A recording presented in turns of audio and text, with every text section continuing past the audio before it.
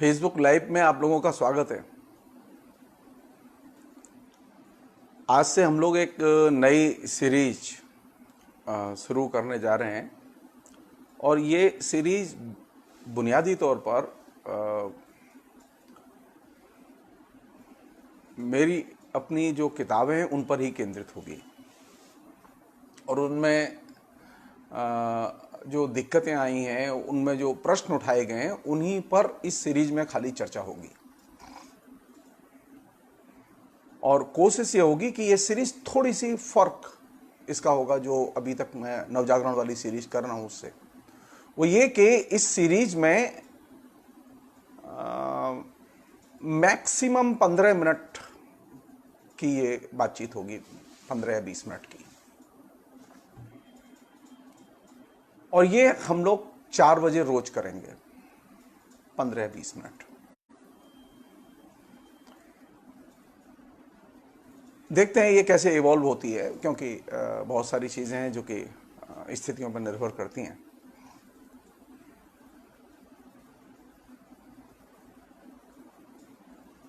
मैंने क्यों ये मतलब एरिया चुना मैं नहीं जानता, लेकिन मेरे दिमाग में आया कि चूँकि हम लोग आत्मकथा के बारे में लगातार वीडियो पर बात कर रहे हैं आपसे, तो उसका एक हिस्सा है मेरी किताबें। तो उन किताबों और इन किताबों की निर्माण प्रक्रिया और उसमें आई दिक्कतों के बारे में, उसके परिप्रेक्ष्य के बारे में भी बात की जानी चाहिए। और ये बात करने के पीछे एकमात्र यह है कि बाकी जो हमारे जो शिक्षक दोस्त हैं, जो इंटेलेक्चुअल्स हैं, जो कि फेसबुक पर हैं, मैं चाहता हूं कि वे भी अपनी किताबों के बारे में खुल के बात करें।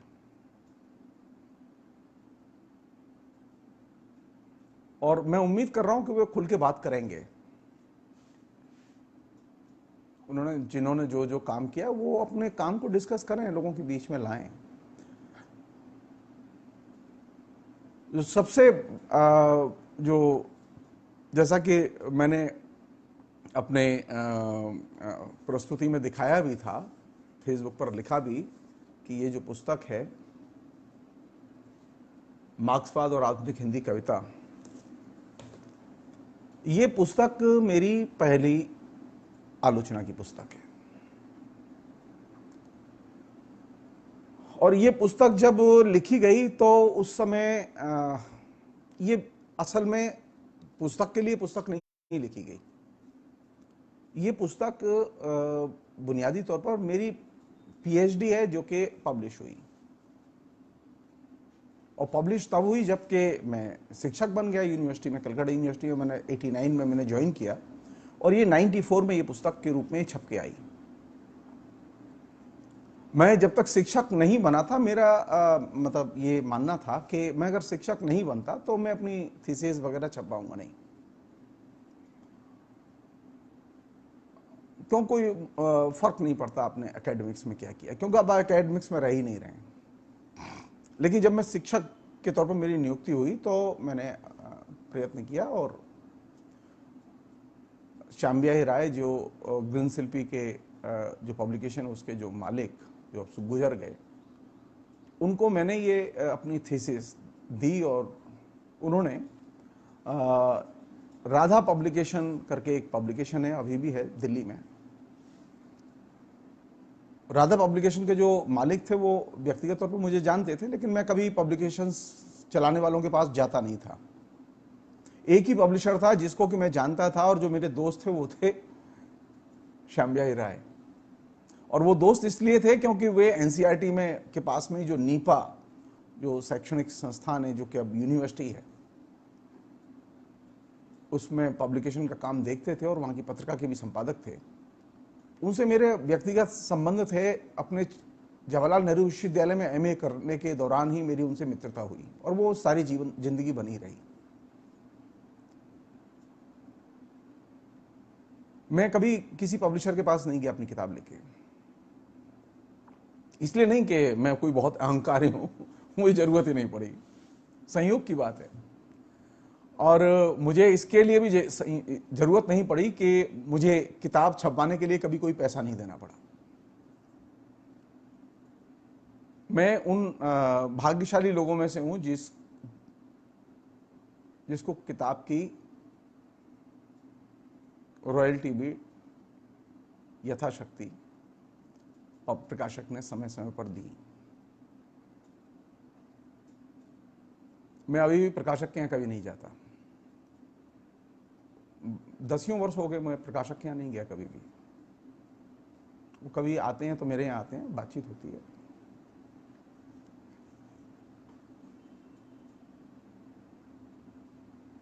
ये पुस्तक जब लिखी गई तो असल में मेरा 1981 में एमफिल पीएचडी में जो कंबाइंड कोर्स था उसमें जवाहरलाल नेहरू विश्वविद्यालय में जब दाखिला हुआ तो उस समय मैंने एमफिल का अपना विषय चुना था आपातकालीन हिंदी कविता और नागार्जुन। और आपातकालीन हिंदी कविता और नागार्जुन का जो डिजर्टेशन था वो बहुत छोटा था। वो इतना छोटा था कि आपको सुन के विश्वास नहीं होगा। इनिशियली वो डिजर्टेशन सिर्फ 20 पन्ने का लिखा गया, 18-20 पन्ने थे उसमें। तो केदारनाथ सिंह जो है मेरे गाइड थे, तो उन्होंने कहा थोड़ा सा इसे कुछ बढ़ा लो, कैसे करो, कुछ करो। तो अल्टीमेटली वो उसकी पृष्ठभूमि के तौर पर उसमें करीब 30-25 पेज लिख दिए मैंने। तो वो टाइप के 59 पेज थे और उस समय ट्रेडिशनल किस्म की टाइप थी। मंचीमल जो हमारे जवाहरलाल नेहरू विश्वविद्यालय में भारतीय भाषा केंद्र में जो क्लर्क थे, वो टाइपिस्ट थे, उन्होंने टाइप किया मेरा। बहुत अच्छे आदमी थे।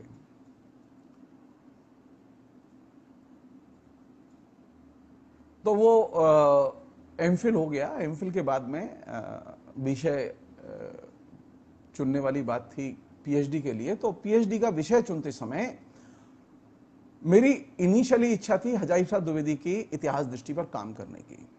मैंने उसकी तैयारी भी की थी, पढ़ाई लिखाई भी की थी अच्छे ढंग से। अब वो बाई चांस की बात कि हजारी प्रसाद द्विवेदी की इतिहास दृष्टि पर काम कराने के लिए नामवर जी राजी नहीं हुए। मैं चाहता था कि उनके अंडर में ही काम करूं। तो उन्होंने बातचीत में कहा कि तुम अपना विषय बदल लो तो ज्यादा अच्छा है, मार्क्सवादी आलोचना पर काम करो तो अच्छा रहेगा। तो फिर मुझे लगा कि मार्क्सवादी आलोचना पे अगर मैं विषय चुन लेता हूं तो शायद ये मेरे गाइड बन जाएं। तो मैंने विषय बदल के फिर मार्क्सवादी आलोचना से संबंधित मैंने विषय लिया और विषय मैंने तय किया स्वातंत्र्योत्तर हिंदी कविता की मार्क्सवादी समीक्षा का मूल्यांकन। अब मैं सिनॉप्सिस लेके फिर अपने नामवर जी के पास पहुंचा। तो उन्होंने सिनॉप्सिस देख के सब कुछ ठीक है, सब अच्छा है, लेकिन गाइड बनने के लिए तैयार नहीं हुए। मेरी समझ में नहीं आया क्या वजह थी। कुछ भी वजह रही हो, लेकिन उनको ये पसंद नहीं था कि मैं उनके अंडर में काम करूं। खैर, मैंने अपनी सुविधा से वहाँ जो उपलब्ध बेहतर विकल्प था वो केदारनाथ सिंह थे। केदारनाथ सिंह को गाइड के तौर पर चुन लिया। केदारनाथ सिंह बहुत ही ईमानदार और बहुत ही अच्छे जिसे कहें कि शिक्षक थे और बहुत ही शानदार पढ़ाते थे। लेकिन उनकी एक सबसे बड़ी समस्या थी, वो मार्क्सवादी आलोचना के बारे में कुछ नहीं जानते थे। उन्होंने साफ कहा कि तुम्हें जो कुछ करना है वो अपने आप करना होगा, मैं इसमें हेल्प नहीं करूंगा, गाइड में रहूंगा तुम्हारा। और ये चीज मुझे बहुत अच्छी लगी। और यहां से वो मार्क्सवादी आलोचना का काम शुरू हुआ और एक पेज की उस समय साइक्लोस्टाइल करा के, एक पेज का साइक्लोस्टाइल करा के पूरे फुल स्केप के पन्ने पर सिनॉप्सिस मैंने जमा की थी और वो एक पेज की सिनॉप्सिस के आधार पर वो विषय पास हुआ और काम शुरू हुआ। और ये वह समय था जिस समय की कैंपस में जवाहरलाल नेहरू विश्वविद्यालय में, स्पेशली उस समय सोवियत संघ में सोवियत संघ की सेनाएं अफगानिस्तान में दाखिल हो चुकी थी और अफगानिस्तान में सोवियत सेनाओं को लेकर जो घमासान मचा हुआ था उसका भारत में कहीं असर नहीं था, लेकिन कैंपस में भयानक असर था। और कैंपस में एंटी कम्युनिस्ट पूरा हिस्टीरिया था। यहां तक कि 1980 में तो एक पूरी की पूरी जनरल बॉडी मीटिंग 79-80 में एक पूरी की पूरी जनरल बॉडी मीटिंग जिसमें कि 7-8 घंटे तक डिबेट हुई सोवियत संघ की सेना के अफगानिस्तान में इंटरवेंशन को लेकर। और उसके बाद वो कंटिन्यूअसली ये चीज चलती रही और लगातार, क्योंकि कैंपस में एक विशेषता थी कि वहां अंतर्राष्ट्रीय घटनाओं का और खासतौर पर जो कम्युनिस्ट विरोधी जो कैंपेन है उसका बहुत गहरा असर था। मैंने जैसे मार्क्सवाद पर रिसर्च करने का निर्णय लिया, उसी तरह उस समय कई दोस्त थे हमारे जो कि इंटरनेशनल पॉलिटिक्स में पढ़ते थे, एसएफआई भी करते थे साथ में, उन्होंने अफगानिस्तान पर रिसर्च करने का निर्णय लिया। और उसमें एक दो लोगों के साथ तो बहुत ही बुरी हुई कि उन्होंने जब रिसर्च जिस समय करके और जमा की, उसी समय सोवियत संघ की सेना का अफगानिस्तान से विड्रॉल हो गया और उनकी थीसिस बेकार हो गई। अब बड़े परेशान, जब थीसिस जमा करने जा रहे हैं तो सेना विड्रॉ हो गई, और जिस थीसिस का टॉपिक तय किया था तो उस समय सोवियत संघ की सेना वहां थी और उस समय हम दूसरे ढंग से देख रहे थे। और दिलचस्प बात यह थी कि उस समय कैंपस में ईरान की कम्युनिस्ट पार्टी से जुड़े हुए लोग भी, यंग लड़के जो ईरान के थे वे लोग भी पढ़ते थे, और उस समय अफगानिस्तान की कम्युनिस्ट पार्टी के विभिन्न गुटों से जुड़े हुए लोग, यंग लड़के, अफगानी लड़के, वे भी पढ़ते थे। और हम दोनों ही तरह के लड़कों के संपर्क में थे। और उस समय कैंपस में फिलिस्तीन मुक्ति संगठन से जुड़े हुए यंग फिलिस्तीनी लड़के भी पढ़ते थे। तो कैंपस में एक अंतरराष्ट्रीय फीडबैक भी थी हमारे पास में, और हमें मार्क्सवाद के पक्ष में बोलना और लिखना अच्छा लगता था। और यही वह पृष्ठभूमि थी जिसने कि हिंदी में मार्क्सवादी आलोचना कैसी लिखी गई इसकी तरफ हम ध्यान दें, यह सोच के यह विषय चुना गया। यानी विषय चुनते समय ये जो करंट सिचुएशन थी कैंपस की, उसका बहुत गहरा हाथ था। खैर, ये विषय चुनने के बाद में जो सबसे अच्छी चीज घटी वो ये कि 86 में मैंने ये पीएचडी जमा की, और उसकी सिनॉप्सिस की तैयारी में 10-1 महीने लगे, और 2.5-3 साल उसके लिखने में लगे, और इस तरह से 86 में ये पीएचडी जमा हो गई, और 87 में ये अवार्ड हो गई। और अवार्ड होने के बाद में ये अपने ठंडे बस्ते में चली गई। जब 89 में मेरी नौकरी लगी, तो नौकरी लगने के बाद में हमने तय किया कि अब पीएचडी छपवानी चाहिए, और पीएचडी छपवाने का निर्णय लिया गया। पीएचडी छपवाने के निर्णय के लेने के पीछे सबसे बड़ा कारण जो था वो ये था कि हमारे पास में श्याम बिहारी राय जैसा संपर्क था। तो श्याम बिहारी राय ने वो पीएचडी ले ली, और उन्होंने ये राधा पब्लिकेशन खोज के उसको उन्होंने पीएचडी दे दी, और वो पीएचडी चली गई। और ये पहली पुस्तक थी जो 94 में पब्लिश होकर आई।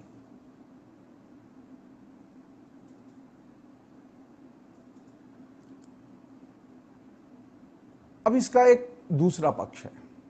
दूसरा पक्ष यह कि जब हमने ये पढ़ाई शुरू की, मार्क्सवादी आलोचना की, तो जो चीज सामने आई जिससे कि सबसे ज्यादा मुश्किलें खड़ी हुई हुई, हम एमए में ऑलरेडी 4 क्रेडिट का एक course Marxist approach to literature के नाम से जो था वो पढ़ चुके थे, और उसमें दुनिया में मार्क्सवाद के तमाम नए स्कूल, यानी ट्रेडिशनल स्कूल तो पढ़ाए ही जाते थे, यानी लेनिन ने क्या लिखा है, मार्क्स एंगल्स ने क्या लिखा है, प्लेखानोव ने क्या लिखा है, ये तो पढ़ाया ही जाता था। लेकिन जो 60 के बाद का जो मार्क्सिज्म है, फ्रांस का, इंग्लैंड का, जर्मनी का, उसका भी अध्ययन अध्यापन एमए में हो चुका था। अब लेकिन जब हम रिसर्च करने गए तो वहां एक अजीब सा गैप दिखाई दिया, और गैप यह था कि जो एमए में पढ़ा है और जो मार्क्सवादी आलोचना लिखी गई है हिंदी में, उस समय जो अवेलेबल लोग थे जिनकी मार्क्सवादी आलोचना पर केंद्रित किताबें थीं, उनमें सबसे पहली किताब जो थी वो शिव कुमार मिश्र की थी। रामविलास शर्मा की किताबें थीं। मुक्तिबोध का लिखा हुआ था हमारे सामने नामवर जी का लिखा हुआ था। यही 4 बड़े लोग थे जिनका लिखा हुआ था हमारे सामने। और भी लोग थे जिनका कि मार्क्सवादी आलोचना से गहरा संबंध रहा है।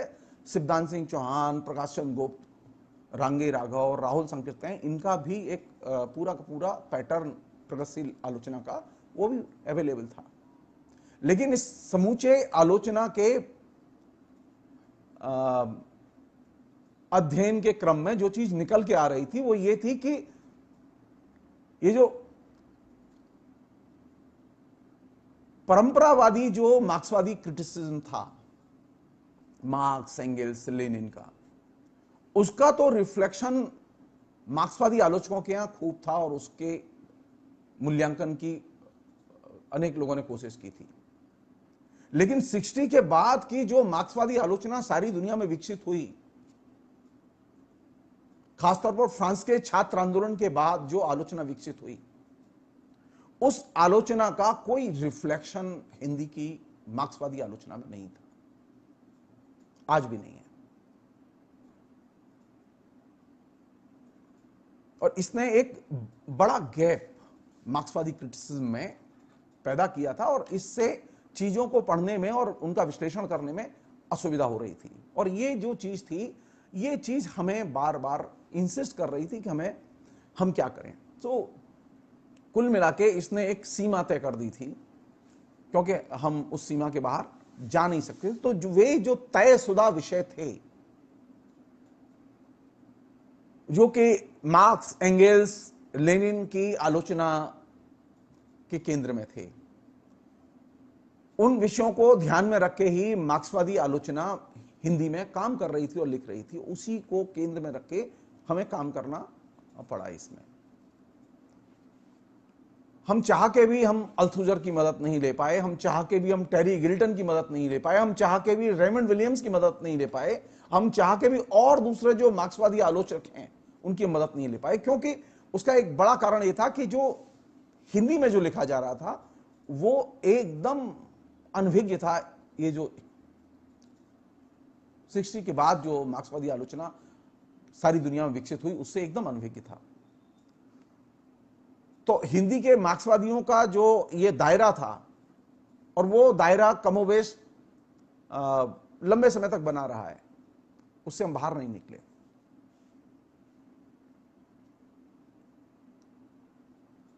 तो इसकी पृष्ठभूमि ये और इसकी एक सीमा थी जो कि काम करते समय हमने तय की। दूसरी चीज जिसने कि इसके निर्णय में हमें मदद दी वो ये कि इसका एक दूसरा एडिशन, रिवाइज एडिशन, नए रूप में और बहुत सारे परिवर्तन के साथ में इस दूसरी किताब के तौर पर सामने आया, मार्क्सवादी साहित्य आलोचना की समस्याएं। और ये इधर 2018 में।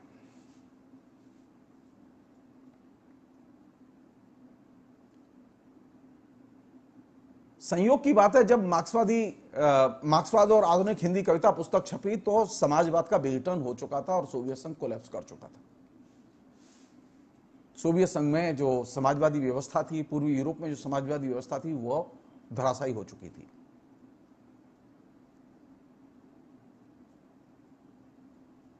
और इसने बहुत सारी चीजें सोचने के लिए हमें मजबूर किया।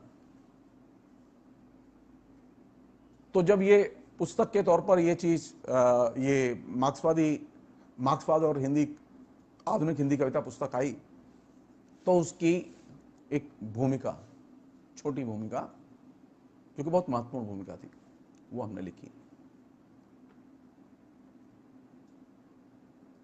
और हमने उन विषयों की चर्चा की जिन विषयों को मार्क्सवादी आलोचना उठाने से परहेज करती थी।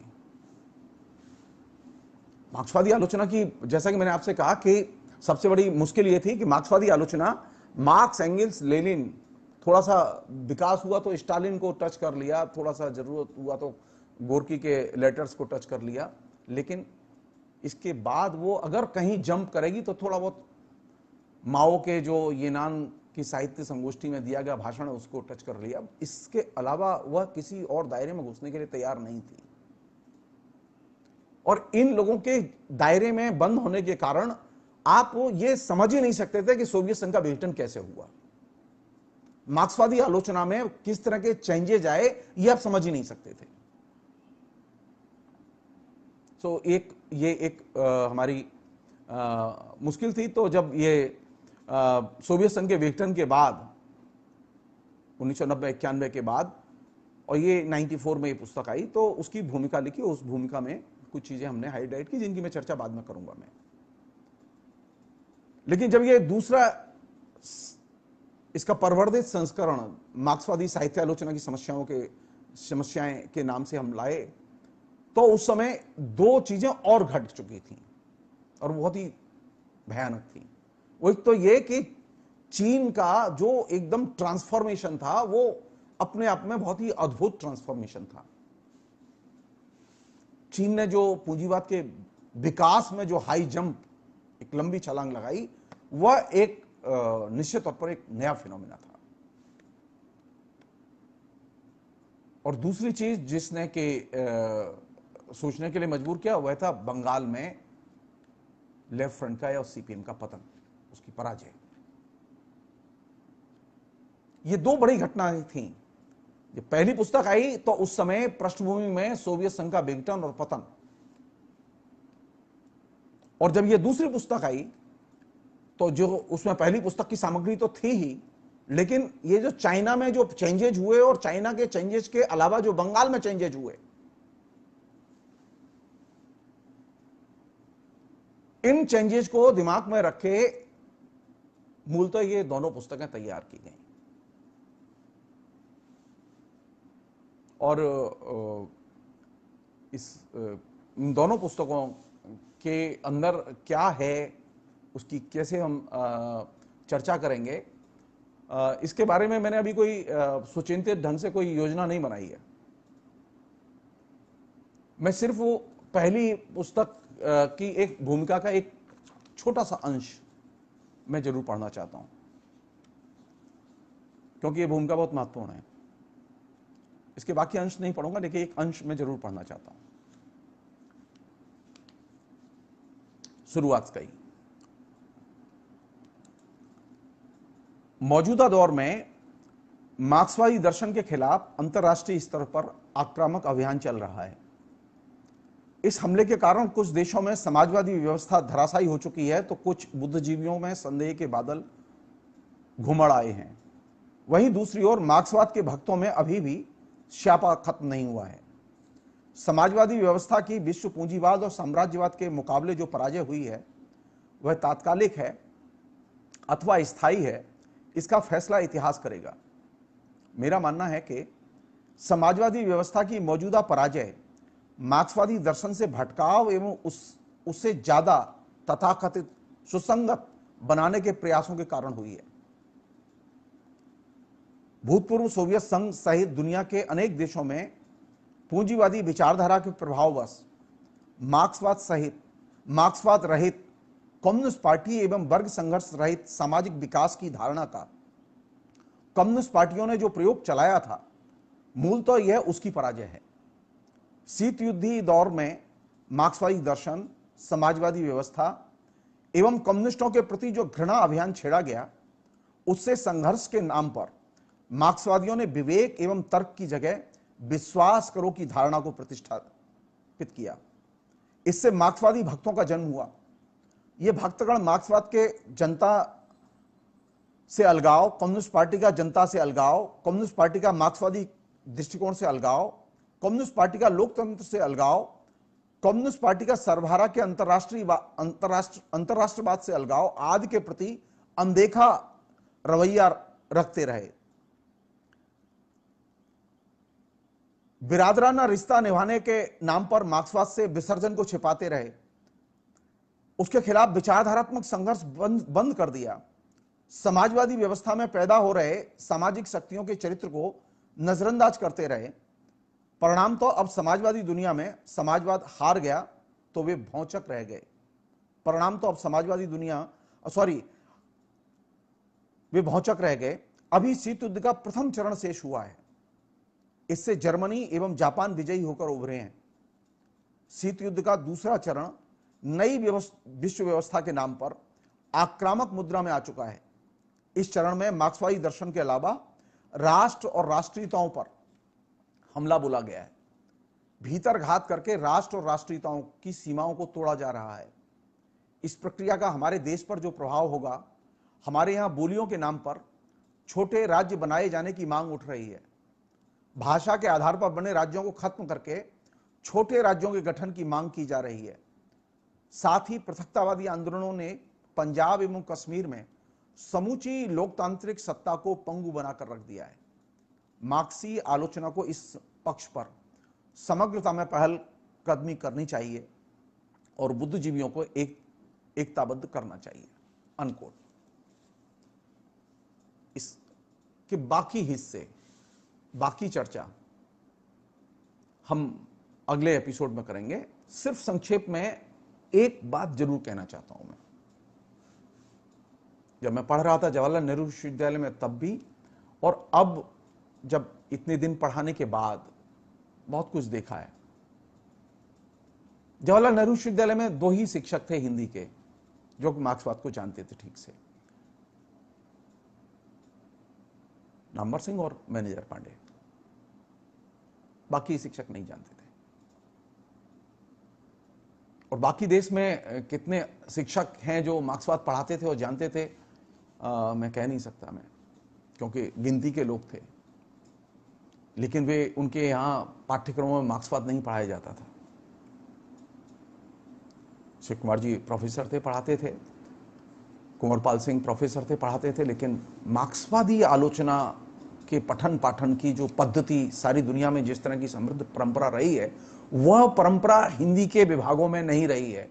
हिंदी के प्रगतिशील आलोचक तो रहे हैं हिंदी के विभागों में,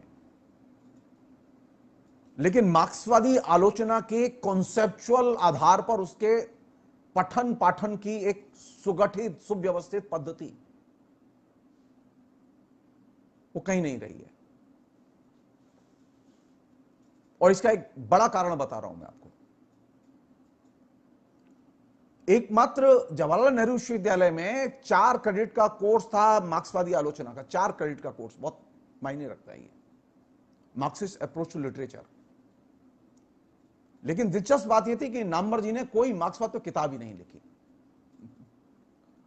तो आप आलोचक को पकड़ेंगे कहां से, आप उसके बारे में बात कैसे करेंगे?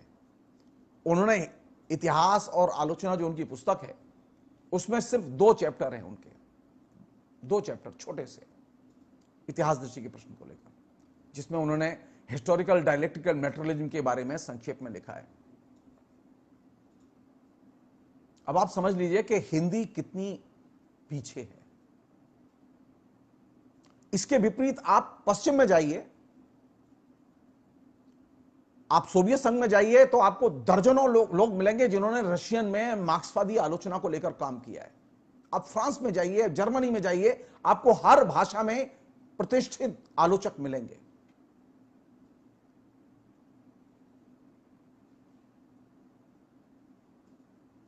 तो हमारे यहां जो मार्क्सवादी आलोचना वो एकेडमिक डिस्कोर्स का हिस्सा नहीं रही है। हमारे यहां सबसे ज्यादा विस्तृत काम मार्क्सवादी आलोचना का जिन लोगों ने किया, वे एकेडमिक डिस्कोर्स में महत्व ही नहीं रखते थे।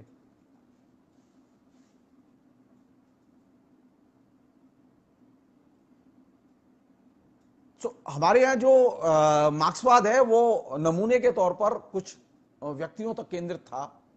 उसका जो नीचे एकेडमिक्स में एक धारावाहिक अनवरत रूप में जो प्रवाह होना चाहिए, उसकी प्रॉपर पठन पाठन की जो एक व्यवस्था, उसके पाठ्यक्रम, उसके टीचर, उसके एक्सपर्टीज के तौर पर उनका विकास होना चाहिए, वो हिंदी में हुआ ही नहीं। और यही वजह है कि हमारे यहां सब कुछ मिल जाएगा, लेकिन मार्क्सवाद के नाम पर सब कुछ मिल जाएगा, लेकिन मार्क्सवाद नहीं मिलेगा। और ये जो आयरनी है कि मार्क्सवाद के नाम पर मार्क्सवादियों के यहां आपको सब कुछ लिखा मिल जाएगा, एकमात्र रामविलास शर्मा को छोड़कर, जिन्होंने के आलोचना के कुछ कॉन्सेप्ट को लेकर लिखा है। बाकी तो लोग लिखने के लिए तैयार ही नहीं थे, लिखा ही नहीं उन्होंने। वो आलोचना की पूरी किताब लिख देंगे, लेकिन वो आलोचना का कॉन्सेप्ट बताने के लिए तैयार नहीं होंगे कि आखिर मार्क्सवादी लोग आलोचना एज ए जेनर को कैसे देखते हैं। अब आपको अगर जेनर के बारे में जानना है तो आप रेमंड विलियम्स पढ़िए, आप रेने वेलक पढ़िए, आप टेरी ईगल्टन पढ़िए, लेकिन आपको नामवर सिंह को या रामविलास शर्मा को पढ़ के यह समझ में नहीं आएगा मार्क्सवादी आलोचना किसे कहते हैं। और ये जो खोखलापन है, ये अपने आप में बहुत कुछ संप्रेषित करता, और यही वह चिंता की जगह जहां से कि मेरे जैसे लोग लगातार मुठभेड़ करते रहे। ये सोच के कि हिंदी में कॉन्सेप्ट न पढ़ते हैं न पढ़ाए जाते हैं, ये सोच के ही मैंने मार्क्सवादी आलोचना का विषय चुना था। मार्क्सवादी आलोचना पर काम करने का मतलब यह है, आलोचना पर काम करने का मतलब आलोचना को हम अवधारणाओं में रखकर सोचें, उसके पठन पाठन की व्यवस्था करें, उसके लिए लिखें। मैं मास्टर हूं, मुझे तनख्वाह मिलती है। आप पूछे जाके कि हिंदी में जो प्रगतिशील आलोचक हैं, उन्होंने आलोचना की किताब लिखते समय मार्क्सवादी आलोचना की कॉन्सेप्चुअल धारणाओं पर, एक शिव कुमार मिश्र की किताब और एक रामविलास शर्मा की किताब को छोड़कर किसी की कोई किताब नहीं मिलेगी। कितने दरिद्र हैं हम, कितने पीछे हैं सारी दुनिया से हम। और सबसे ज्यादा आलोचना और सबसे ज्यादा गालियां, सबसे ज्यादा निंदा वामपंथ के नाम पर, मार्क्सवाद के नाम पर सबसे ज्यादा पिटाई किसकी हो रही है? हमारी, जबकि हमारा कोई योगदान ही नहीं है, हमने कुछ लिखा ही नहीं है।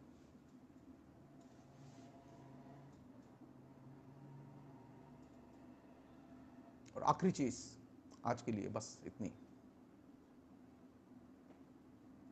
मार्क्सवादी आलोचना पढ़ने का और मार्क्सवादी आलोचना लिखने का मतलब यह है कि आप सत्ता से आप अपनी दूरी रखें, वो किसी की भी सत्ता हो, वो चाहे कम्युनिस्टों की सत्ता क्यों ना हो।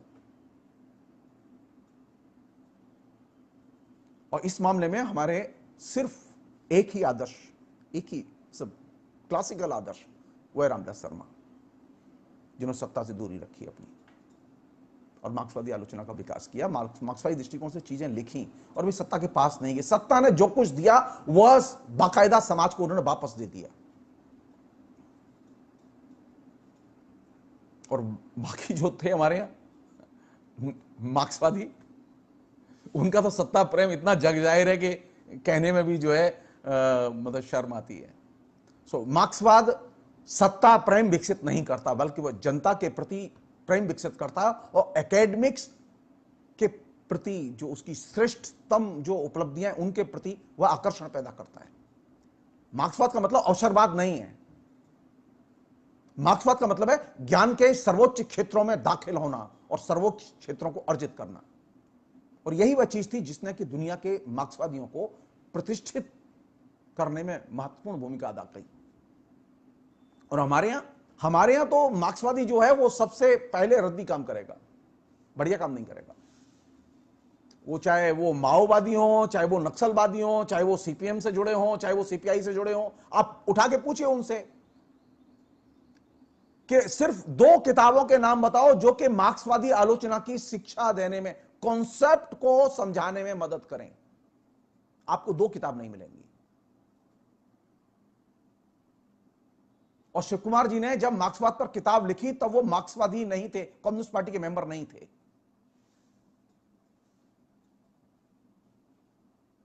तो मैं बहुत ही विनम्रतापूर्वक ये बात कहना चाहता हूं कि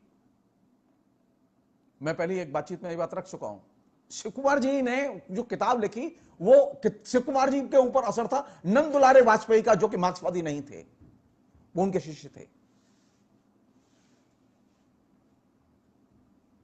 नामवर जी के तो किसी भी पटु शिष्य ने जिन्होंने मलाइयां खाई हैं, उन्होंने कभी कोई मार्क्सवाद के ऊपर किताब नहीं लिखी। लेकिन मार्क्सवाद के नाम पर, मार्क्सवादी होने के नाम पर, यानी एक मार्क्सवाद एक बिल्ला है और लेबल है, ये सबसे खतरनाक चीज हिंदी में विकसित हुई जिसने कि हिंदी की बड़ी क्षति की।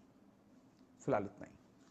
बाकी हम इससे जुड़ी हुई बहुत सारी बातें, बहुत सारी चीजें हैं, बहुत सारी गंभीर चिंताएं हैं जिनको कि हमने अपने रिसर्च के क्रम में उठाया है, और बहुत सारे कॉन्सेप्ट हैं जिनको को उठाया है, जिसे मैं शेयर करूंगा, रखूंगा मैं। क्योंकि जनता के बीच में, पढ़े लिखे लोगों के बीच में ही ज्ञान की परीक्षा होती है, और उस ज्ञान की परीक्षा के लिए जनता के बीच में हमें जाना चाहिए, हम इग्नोर नहीं करना चाहिए। मैं अपने शिक्षकों से भी ये बार बार कहता रहा हूं, आपसे भी कह रहा हूं अगर कोई मार्क्सवादी मिले तो पूछो उससे। मेरी जो ये पुस्तक है जो कि छप के जब आई और इसके पहले जब वो पीएचडी के तौर पर जेएनयू में जमा की गई, मैं उन भाग्यशाली लोगों में से हूं जिसकी पीएचडी का सबसे ज्यादा जेएनयू में विद्यार्थियों ने जम के दुरुपयोग किया, सबसे ज्यादा इस्तेमाल की गई वो, क्योंकि मार्क्सवादी आलोचना पर, कॉन्सेप्ट पर केंद्रित होकर बात ही नहीं की। सो मार्क्सवाद को समझने के लिए, मार्क्सवादी पूरे के पूरे परिदृश्य को समझने के लिए, समाजवाद को समझने के लिए, मार्क्सवादी आलोचना को समझने के लिए उन अवधारणाओं के आधार पर दुनिया के बारे में सोचना होगा जिन अवधारणाओं का निर्माण मार्क्सवादी आलोचना ने किया है। और इसके क्या रूप निकलेंगे बातचीत में, ये हम लोग अगली बार देखेंगे। बहुत बहुत शुक्रिया, थैंक यू।